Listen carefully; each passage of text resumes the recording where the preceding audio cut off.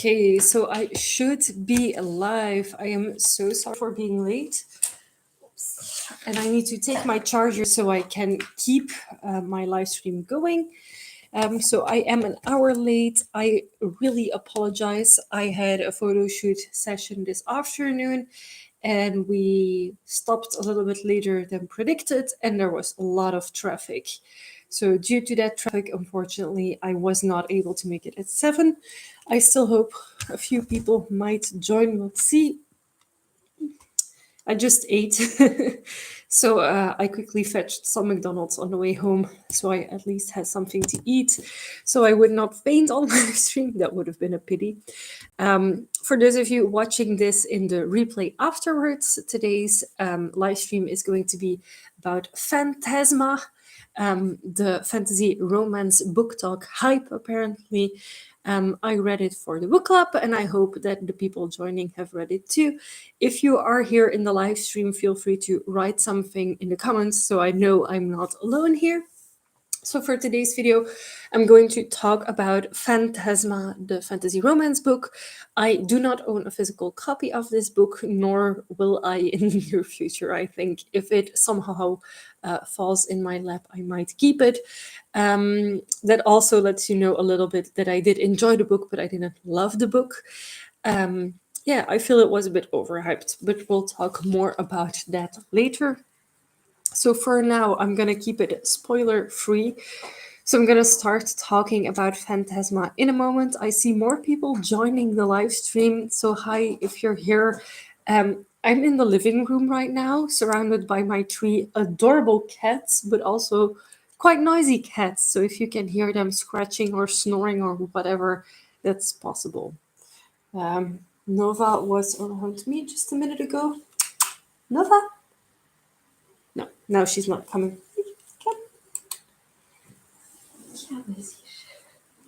So for those of you who have never seen my cats, I have 3. This is the middle child. This is Nova. She is our true cat, our cute cat, our tiger. Hey Nova. Yeah, sorry, Mish. They have been outside all day, and I just got them back in and gave them food. So now all they want to do is find a spot to nap, which is something cats always do. But they're very curious, like, what is mom doing here?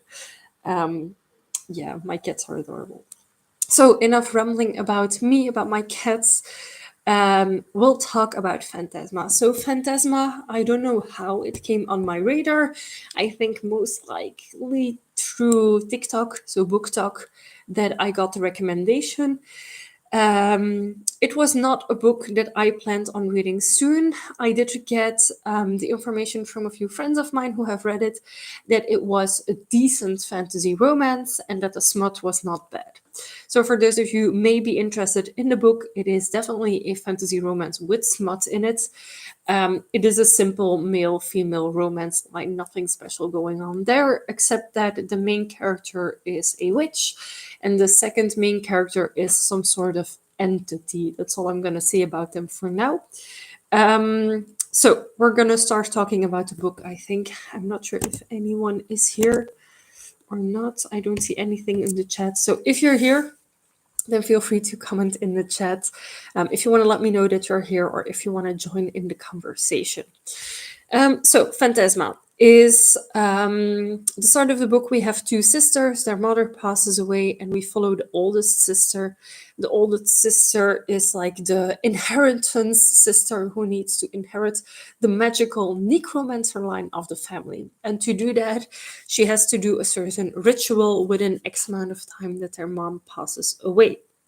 So what then happens is that she takes this special ritual, she gets the amulet that her mother wore all the time, and she needs to wear it herself as well. And she feels like some sort of magic radiating from it when she wears it.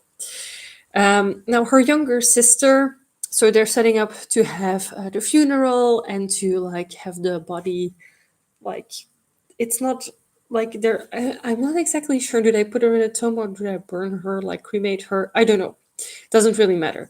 What happens is that the oldest sister sees the youngest sister hanging out with friends, and like she discovers that her younger sister, because the oldest sister has always been trained to be the next necromancer in line in their family, but the younger sister has always had a lot more liberties in life, and the oldest sister discovers that at that moment, because they pass this cafe where they want to go drink something, and the younger sister has friends there, and the older sister, of course, feels left out. Now I'm gonna quickly Google the names because it's been over a week since I read the book, and names don't always stick to me as well. So I'm gonna quickly Google Phantasma, what the name of the main character was. There is a second book in this. It's not a series per se. The first book is a standalone, and the second book is a standalone following the other sister. So it's Ophelia. So Ophelia is the main character's name, and her sister's name is not mentioned here. But I know that she is the main character of the second book. So let's just quickly go to Enchantra. So Enchantra book 2 follows Genevieve. Yes, Genevieve.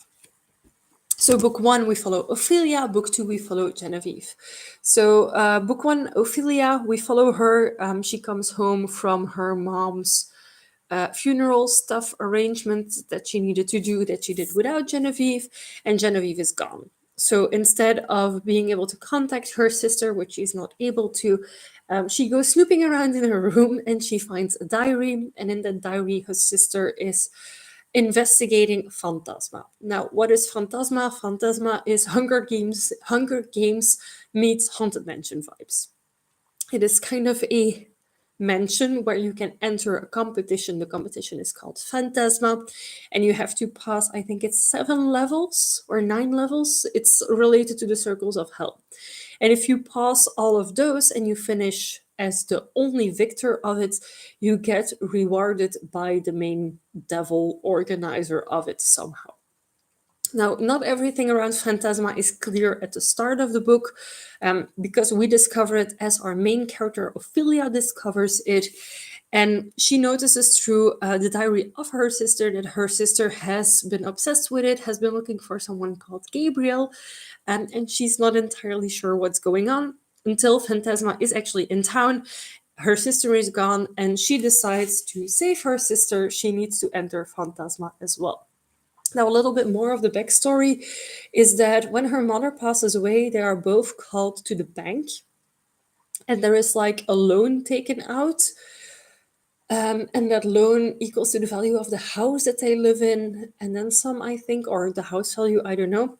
And their mom has been late on paying that loan back, whereas she was someone who made a lot of money, so it's not entirely sure why their mother wasn't able to pay back that loan.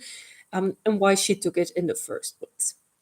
So there are financial issues. So Ophelia thinks that Genevieve is entering Phantasma to get money at the end, to get a big prize, to have all of their debts settled, etc. And she goes to rescue Genevieve. So she also enters Phantasma, which is why? Why, sweet summer child, would you do that? In Phantasma, you sign a sort of like release form that you are willfully entering Phantasma, that they cannot be held accountable for you passing away during the trials, etc., etc. And you are split up into groups. Now you can also forfeit, so you can give up the competition and give up your spot in Phantasma. So there's three ways out. One is that you say, I forfeit, I give up. The second, you die. And the third, you win. There can only be one winner of Phantasma. So at the end, if there's more people that survive... Ooh, Ona, I see your message. It is the first message of the entire live stream. So I see your message. I think it's normal that you don't see other messages. I haven't seen a single other one either. But you have read the book, so of course feel free to give your insights. Whoop whoop. Yes, I'm so happy that you're here. You cannot imagine.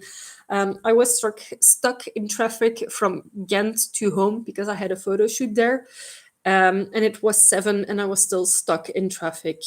So I quickly drove by McDonald's to get something to eat. I even was a few minutes late, past 8. And I'm so like about it because I'm someone super punctual and I like to always be on time. I don't like not being on time. So for a live stream of a book that I read, and okay, it wasn't the best book ever, but it was okay. I still wanted to talk about it because I know some other people might like it as well. So I have given a little bit of a situation sketch of what is going on at the start of the book, where we have Ophelia, Genevieve, the mother passing away, of course, and a magic ritual that happens. What did you think about Ophelia and Genevieve? Who did you like more? I know you've already read book 2 as well. And it's an iced tea, by the way, that I'm drinking, not a Coke. Does anyone else hate paper straws? Because it's like...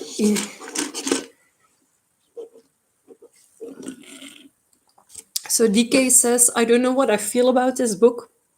I don't hate it, but I had a hard time getting into it and sticking with it. For context, the first day I read 1 chapter. The second day I read 1 chapter. Day 3 I read 1 chapter. Day 4 I started reading in the evening because I wasn't tired.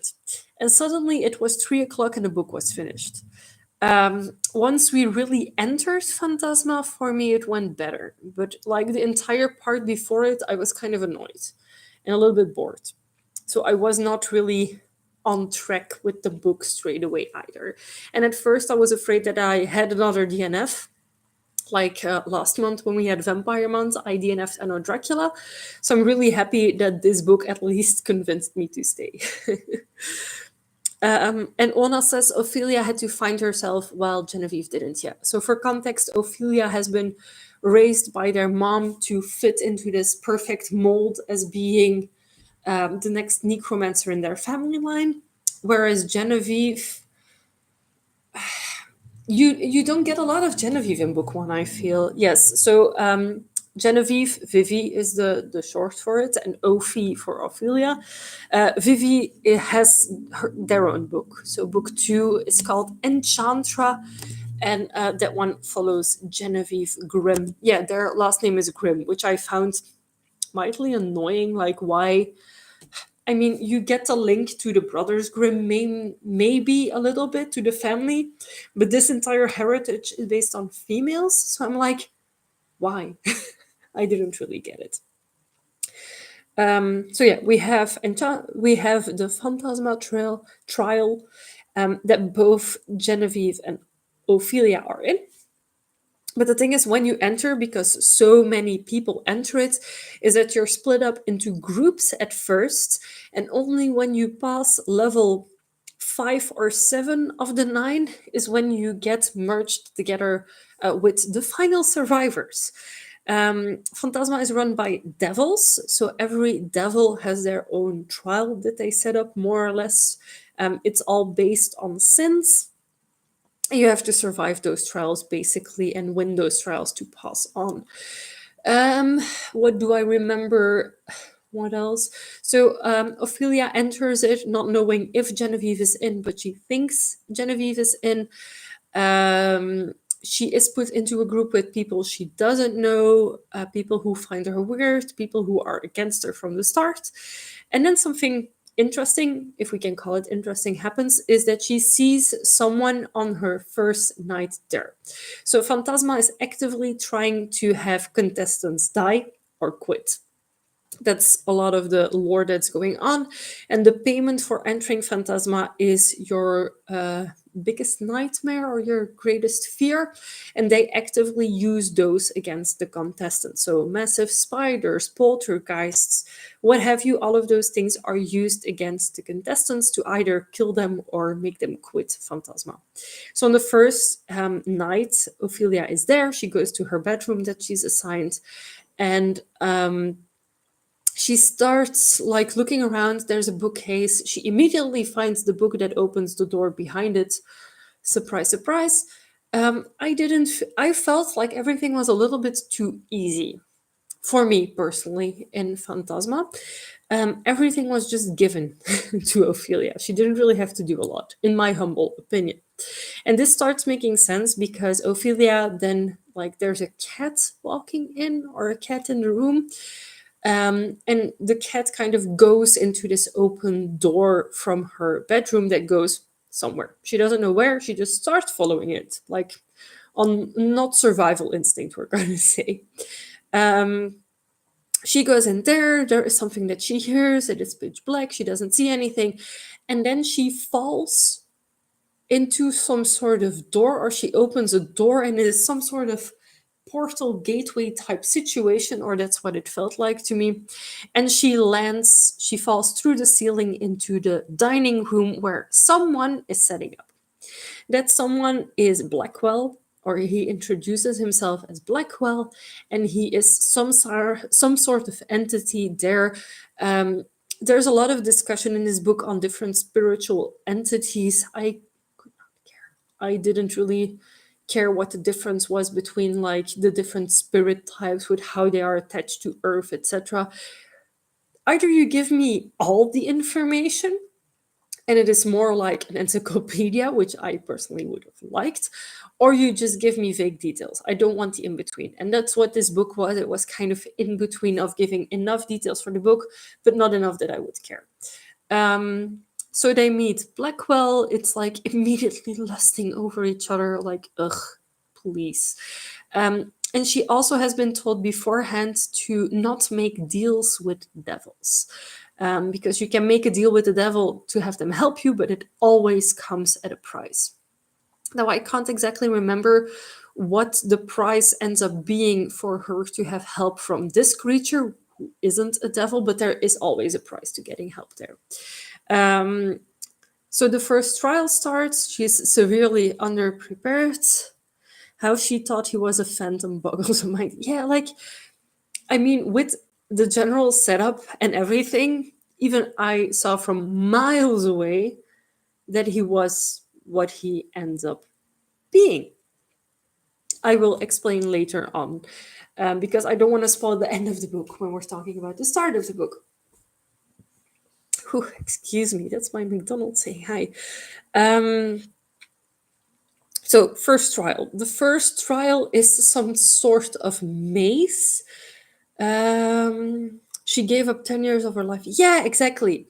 But that's only after the first trial that happens. So he's kind of pushing her. So Blackwell is trying to push Ophelia into a deal together for his protection because he can like appear with her or be summoned or whatever, and help her. Basically, he can heal her. He can do all sorts of things. But she's like, no, I don't want to make a deal. I want to try this on my own. She goes through the first trial, which is like a maze. And at the end of the maze, there is something. They always give clues at the start of the trial. And the first one is like, at the center of the maze, blah, blah, blah. Honestly, #/care. It was not super interesting. I felt the trials. The trials were very boring. All stuff that we've seen before. So there was a killer. I'm going to call him Fluffy. There was a killer hound, hellhound, at the end of the trial. He was sleeping on something that he's protecting, and I needed to open the thing that he's protecting to be able to get through this like latch that was there to finish the level, basically. Now, Ophelia, being the goody two-shoes that she is, she goes around it and she waits until there's more people so they can all like escape together. But no, there's assholes in this competition who only care for themselves, of course, but why else would you be there? And they open the ledge, they get through, the beast awakens, it attacks Ophelia, and she starts like running away, but still she gets bitten by it, I think. I don't remember exactly. She's bleeding. So finally she gets through this ledge by like running around with the dog thing, the hellhound. She escapes, but she's almost bleeding out. She's almost dying. And when she gets through the level, there is one of the nightmare things starting to happen in the dining room, if I'm not mistaken. So it's all like bad on top of worse. So it escalates quite quickly, and then Blackwell, of course, comes to save her. He heals her. Still, she has not taken this deal with him. But after that particular situation, I think she does, either because she's dying and he can't heal her until she agrees to the deal or something else. I don't remember. And honestly, all of the trials that happen after that first one, I don't remember a single thing about him, because he's helping her get through these trials and they were not super interesting. I remember one of the last ones was something about true and false, where others have to, like, you get a statement and you have to be like, oh, is this statement true or false? And it's about another contestant. And if the other people have it wrong, then you die or something. So it's like really bizarre. Another one was something with a person. So a person they know really well. There's like two versions of them in front of them. So you have, with Ophelia, it's two versions of Genevieve. And you have to make out who's the real one. Is it like the one on the left or the one on the right? It's one of the final trials, I believe. And if you get it wrong, that person actually passes away. And if you count back the days until the previous Phantasma, in which a certain person named Gabriel was, the exact day that their mother died coincides with the day that he had to try and pass his trial of saying who was the real one. So he basically killed their mother, is what we figure out at the end of the book.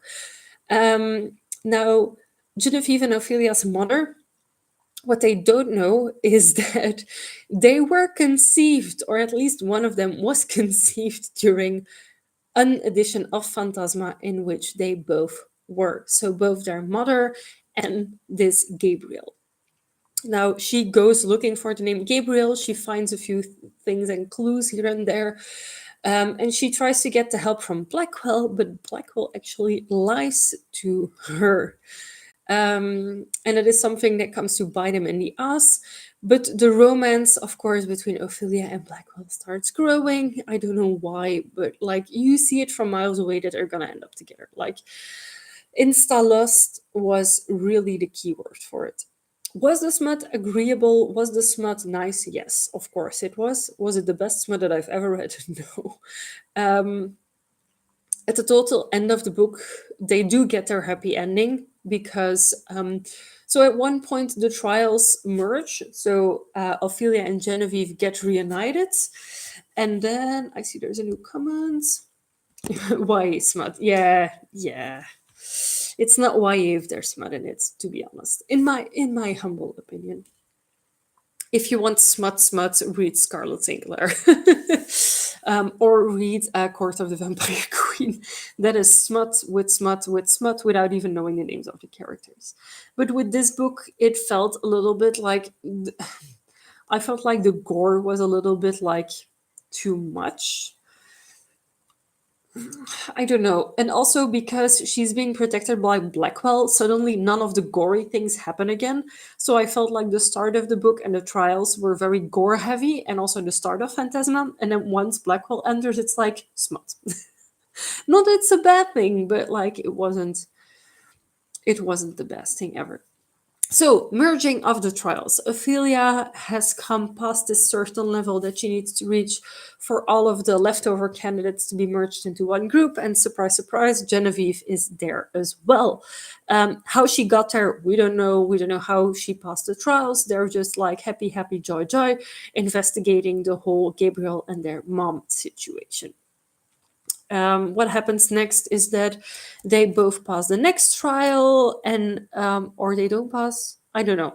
The next trial has something to do, or one of the trials is with killing all of the other contestants. So they decide it is better if Genevieve gives up on being in Phantasma, and Ophelia completes the trials. So Genevieve leaves, Ophelia stays, and of course she goes past the final trial, and she knows how to open a certain door, something that she's done at the beginning of the book. She knows how to make a certain gate appear, And apparently that gate is the gate to the last trial of Phantasma. So after the second to last one, she forcefully opens it, and then she goes into the last trial, claims her prize, and like everything is well in the world, because we discover that Blackwell is indeed the end boss of Enchantra. He's actually the cursed one. So what we discover during the trials is also Blackwell's backstory. Blackwell is the prince of the king of devils, so he's the prince of devils. Yeah, and boss. It gave me Devil May Cry vibes. Not gonna lie. Um, so Blackwell, his real name is something else. Wait. What is his name again? What's my age again? But then what's my name again? With this. Okay, if anyone can help me on the real name of the Blackwell character, because it's something else. Is it Samael or whatever the fuck it was? I don't care. I forgot. Let me see. I know they say it in the last chapter. So if you have the physical book and you go to the final chapter, it is in there a lot. So he is the Prince of Devil. He fell in love with someone, and his father, as a punishment, stuck him in Phantasma and made him forget why he was there. Salameus or something. Yeah, it was a sum. Oh, Jesus. Salamastras Salem. Yeah, Salem. Like the cat. Sorry, not sorry. Okay. Salem for the buddies. Every time people say Salem, I think of the cat from Sabrina the Witch. But like the old TV series with the puppet cat. The sassy cat. Yeah, still better than this Salem. You have a black kitty on your lap. Okay. Who votes that I go fetch Luna? Luna is my black cat, by the way, if you don't know her yet. If at least one person wants to say Luna, yes. Okay, I'm gonna fetch Luna. Hold on. Hey, Luna.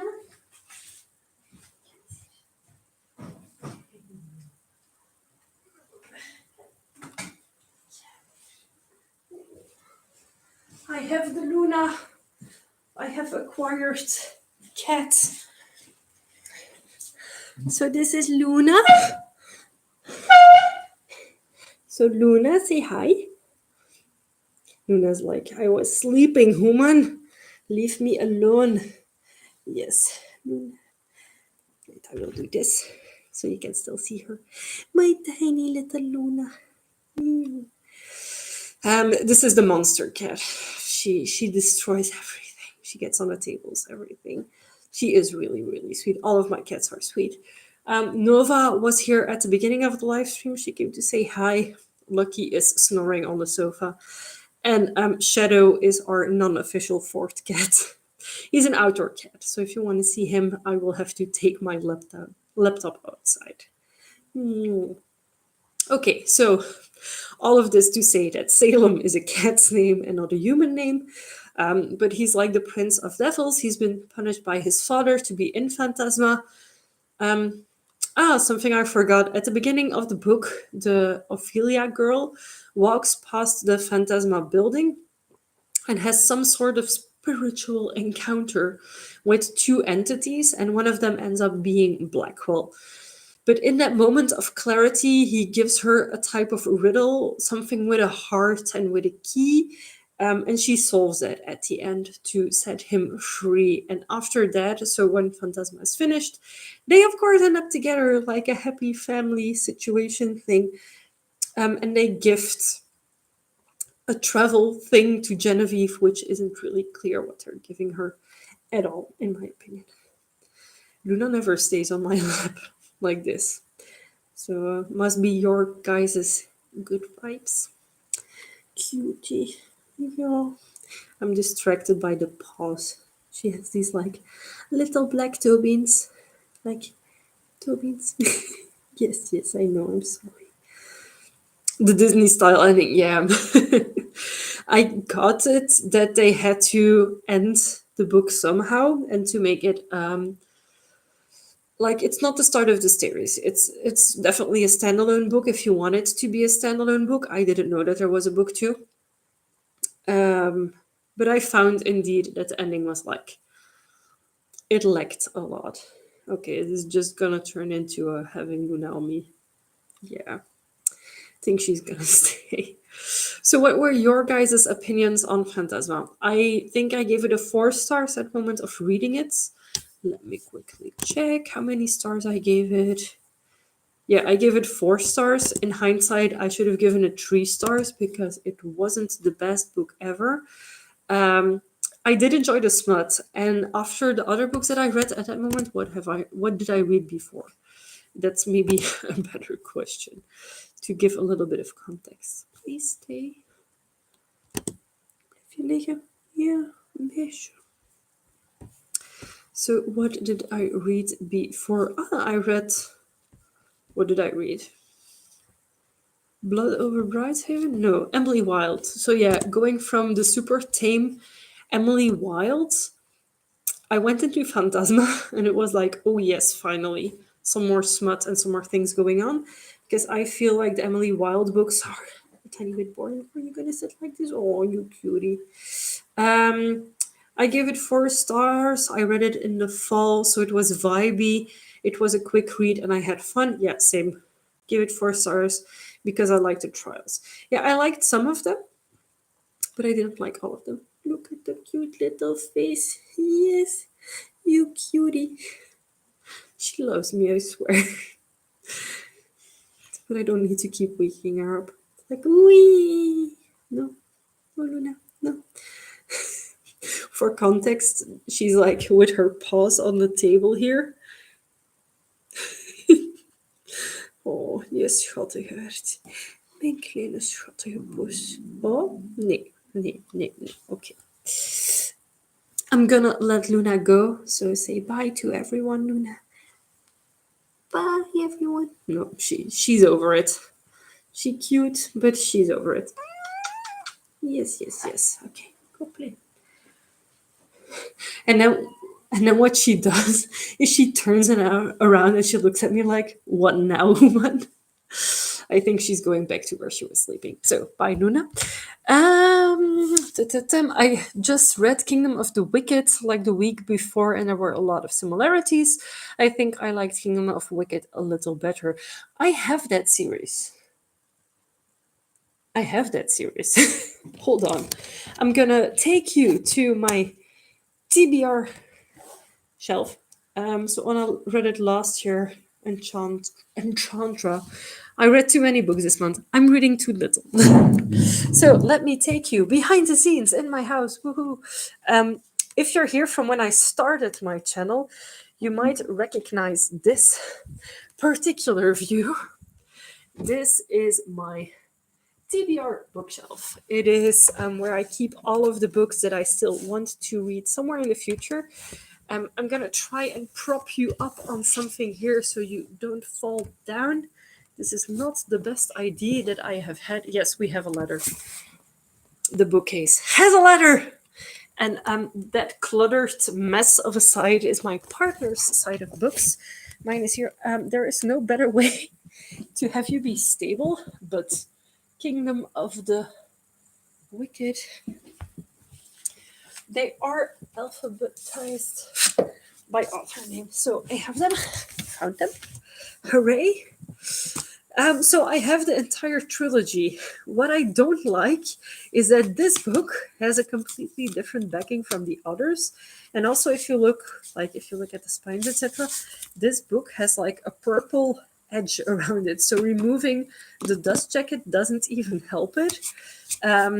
So yeah, these two are another edition than this one, but I will read them. I just don't know when. So it's Kingdom of the Wicked, Kingdom of the Cursed, and Kingdom of the Feared, which is definitely like, if you look at the covers, like even this one is really the ugly sibling because of the purple edge on it. Like, I don't get it. Why?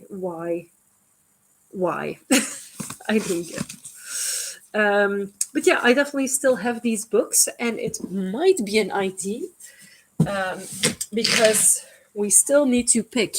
Well, I have to get the poll and the voting and stuff started on picking the book for June. So if you want, we can take a look at the shelves to see what I have physically that you might think is a good book as well. So if there's any books that you have recently read that you enjoyed or that you did not enjoy or that you have opinions on, let me know. My partner started reading, so Ona, the great Ona launches that you have here in the chat, gifted him a book, and it is called Dreadful. He has started reading it, as you can see from the bookmark, because he physically reads books. He's at page 20, which for him is a lot. For me, I would have devoured this book in a week, I think. So Ona says, I just read White Horse Black Knights and it was so good. Feel free to send it to me. Yeah, it's a very pretty book. So Ona gifted it to him because it's a pretty book, but I don't think you enjoyed it. So it has it's a Barnes & Noble exclusive edition with spray painted edges, which is underrated in my opinion. It's bad enough waking up in a half-destroyed evil wizard's workshop with no eyebrows, no memories, and no idea how long you have before the Dread Lord whomever shows up to murder you horribly and then turn your skull into a goblet or something.